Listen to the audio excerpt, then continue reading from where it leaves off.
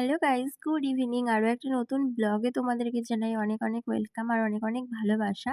তোমরা তো আগের ব্লগে দেখেইছো যে আজকে সকালবেলাতে আমরা কিন্তু বাড়ি ঢুকেছি সিকিম থেকে।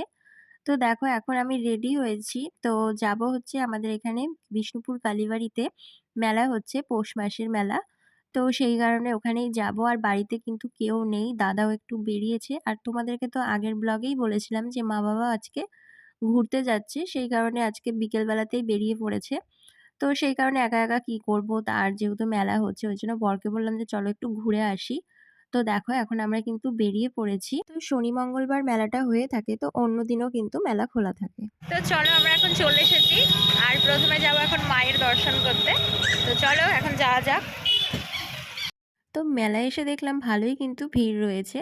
তো শনি মঙ্গলবার একটু বেশি ভিড় হয়। আর এদিকটা দেখো পুরো লাইটিং দিয়ে সাজিয়েছে, বেশ ভালো লাগছে। তো তোমরা কারা কারা বিষ্ণুপুর কালীবাড়ির মেলা দেখতে এসেছো অবশ্যই কিন্তু কমেন্ট করে জানিও।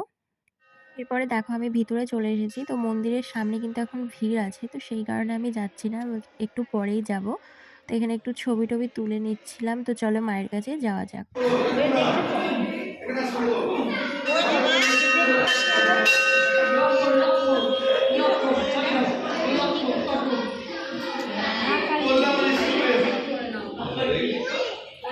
তো চলো মায়ের দর্শন হয়েছে, আর এখন যাব মেলাতে।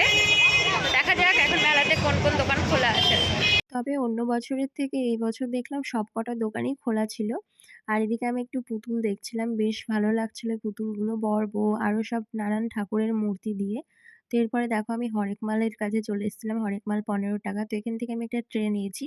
আর মেলায় আসলে আমার এই কাপ প্লেট চামচ এগুলো কিনতে একটু বেশি ভালো লাগে। তো ওখান থেকে আমি ট্রে আরো কিছু কিছু নিয়েছি, যেগুলো তোমাদেরকে বাড়ি গিয়ে দেখাবো। এরপরে দেখো এখন চলে এসেছিলাম পাপড়ি চাটের দোকানে পাপড়ি চাট খেতে।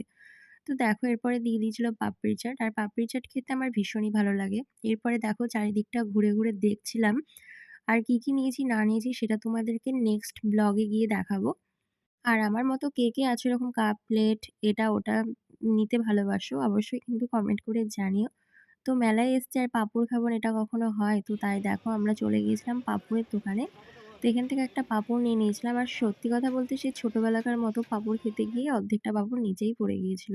তো এই ভিডিওটা হচ্ছে পরের দিনের। তো দেখো দুপুরবেলায় আমি একটু ঘুরতে এসেছিলাম আমাদের বাড়ির এই পেছন দিকটাতে, যেহেতু বাড়িতে কেউ নেই, একা একা সময় কাটছিল না সেই কারণে। তো এদিকে দেখো আমার বান্ধবী, আমি একা আছি বলে ও আমার কাছে এসেছিল। তো দেখো ও আমাকে এখন ডাকতে এসেছিল। আর এদিকে ওকে আমি কিন্তু ভিডিও করে নিচ্ছিলাম, ও কিন্তু বুঝতেই পারেনি। আর ও দেখো এই সর্ষে ফুলগুলোর সাথে ভিডিও করছিল আর হচ্ছে ছবি তুলছিল। তো চলো আজকের মতো ভিডিওটা এই পর্যন্ত। তোমাদের কেমন লাগলো আজকের এই মেলার ব্লগটা অবশ্যই কিন্তু কমেন্ট করে জানিও। তো খুব তাড়াতাড়ি একটা নতুন ব্লগে দেখা হবে। আজকের মতো সবাইকে টাটা, সবাই ভালো থেকো, সুস্থ থেকো, বাই, গুড নাইট।